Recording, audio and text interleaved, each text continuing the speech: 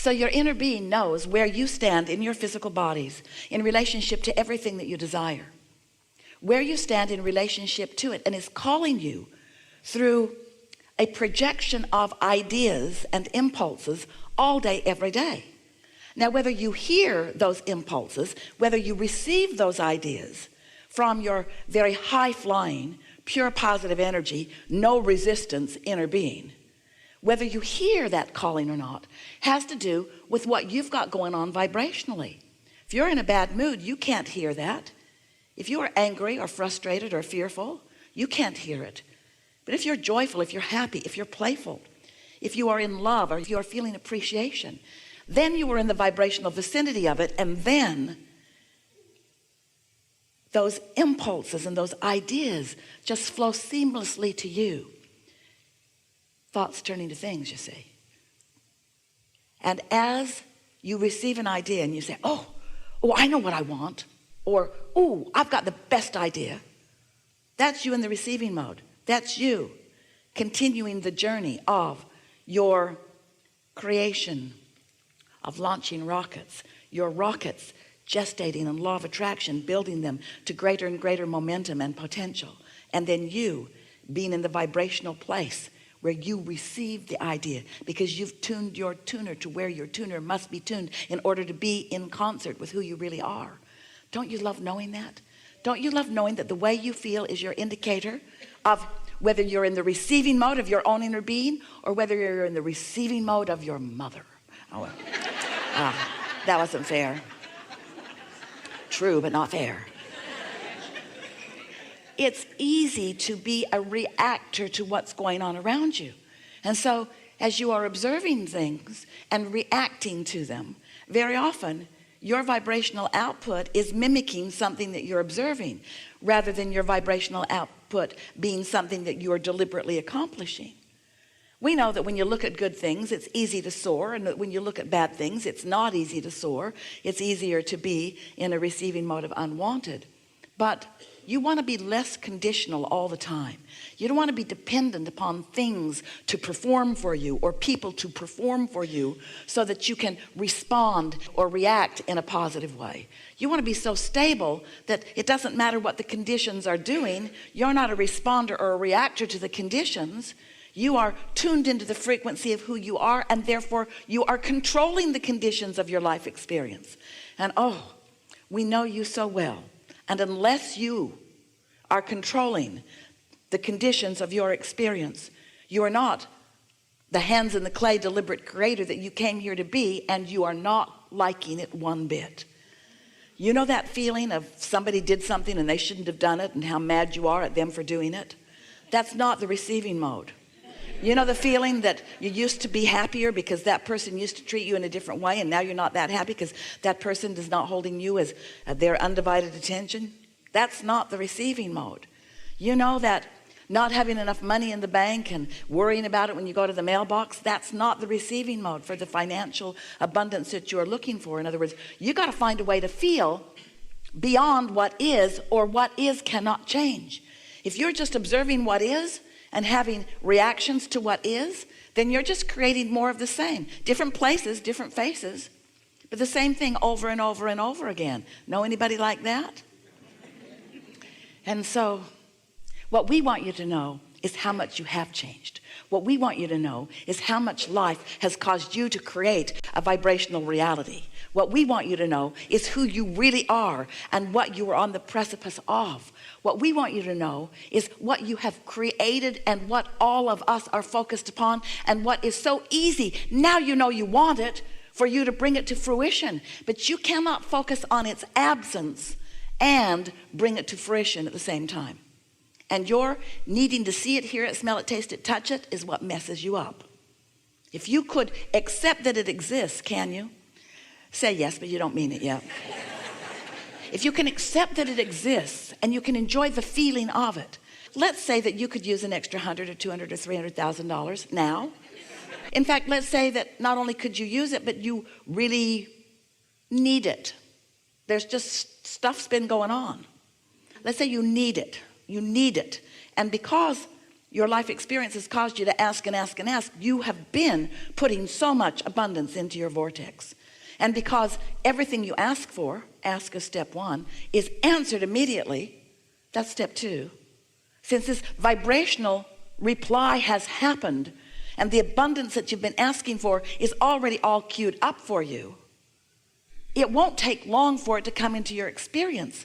But your awareness that it isn't here yet will hold it off indefinitely. As long as you look and don't see it, as long as you're looking where it isn't, you're not going to offer a vibration that's going to let it in. So you're not going to be in the receiving mode. So you're not going to be in the right place at the right time. You're not going to connect with the path of least resistance that's going to give it to you. Path of least resistance. Your blessed inner being knows where you stand in relationship with everything you want and is calling you forward on your path of least resistance toward it. Your path of least resistance. Your path upon which you have thrown piles of resistance. Your path of least resistance. Your path upon which you have thrown all the piles of resistance. Only you have thrown stuff on your path of resistance. You are the resistance throwing pather. You've done it all. Every bit of resistance that exists in your experience, you put there, and that's all right. That's all right. That's what contrast does. In order to know what you do want, you got to know what you don't want. Knowing what you don't want is some resistance on your trail. But you can tune yourself to the knowing of what you do want with so much greater detail than you usually do, because we love you so much. You know what's coming next? You are observers of conditions and reactors to them, and so you offer most of your vibration in response to what you're seeing instead of in response to what you put into your vortex. You got to tune to the vibrational version for it to turn to the things you want. But if you're tuned to the things that you don't want, the things that are in your vortex cannot turn to what you want as long as you're tuned to their absence. It's just physics, you see. You know that when you tune your tuner on your radio, you don't expect to hear something from a different broadcasting signal than the one you've tuned to. You might not think about it. You just push buttons. Esther does all day long. Buttons, pushes buttons, especially in the car. Don't like that song. Oh, that one's better. Ooh, ooh. She hears about 1/3 of every song. She listens to them as long as they're good, and then when love turns bad, she reaches for another song. So as you understand the tuner of your radio, we want you to understand the tuner of your vibrational frequency. We want you to understand that how you feel is your indication of whether you are in the receiving mode of who you really are and what your vortex has come to be, or whether you are in the receiving mode of overwhelmment, or the receiving mode of anger, or the receiving mode of fear, or the receiving mode of deep depression. In other words, you're in the receiving mode of something all the time. What is it? And you can tell by the way you feel. So your inner being knows what's in your vortex, knows what you're asking for, knows the path of least resistance for all of those thoughts to turn to things, and it's calling you. So when you get an idea and you feel that elation, it's a good idea. Don't talk yourself out of it, and don't beat it up by saying, oh yeah, that's a great idea that never comes about. That changes the frequency quickly, doesn't it? So that $100 or $200 or $300 or $400, $500,000 that you'd like to come immediately probably isn't going to come today. But you could find within just a little bit of time a feeling of prosperity that would put you in the receiving mode of the path to it. And the thing about it, you think that you want it to be a very quick, short path, and we understand that, and it can be. But we want you to know that whether it is a long, lingering, delicious path, or whether it is a very short, quick, delicious path, it is a path that is a sure thing. But your impatience on the path makes it longer. If you are impatient on your path and not enjoying the journey, then you got a frequency going on that isn't letting it become. Oh, it's becoming, you're just not tuned into it. And we wonder sometimes why you don't cash in your vibrational chips on a more ongoing basis. It's like you pull the rubber band back, suffer, plague, desolence, discomfort, back, unhappiness, back. This is a rocket that's going to the moon. I can't let go yet, I'm too mad. Back. And then something distracts you and you forget how mad you are for a minute and you let go of, and off it goes. Ooh, I got the best idea that will never ever work. It would if you would stop killing it at its birth. So now you know everything we know. You create your own reality, and you have created a magnificent reality, and it's time for you to begin to feel the beauty of it in order to see and hear and smell and taste and touch the details of it. And we know it's more fun for you when the good stuff comes out where you and others can see it and play with it. We get that. We know that there's something nice about creating in a physical setting. But have you ever wondered, how did your economy get so big in just the last 10, 20, 30, 40, 50, 100 years? How did it get so big? Are they trucking it in from other planets? You see any pipelines in the sky? Or are these thoughts that are turning to things? You are a creator in the most dynamic platform of creation that has ever existed. And we are so looking forward to you acknowledging that that is so, and beginning the deliberate managing of your own vibrational frequency so that you can more often be in the receptive mode of the ideas, because that is the sweet spot. Oh, sifting and sorting through contrast isn't so sweet, but it's necessary, and it's something that you do naturally. It's not even something you have to think about. That's step one. It just happens. Step two is not your work at all. That's source energy and law of attraction, gathering up everything that you want, gathering all the cooperative components, getting it ready for you to be ready. Step three is you get into the receptive mode. That's where all your work is, which means, now we know this is tough to take, but you got to find a way to be happy. It's a big price to pay, we know.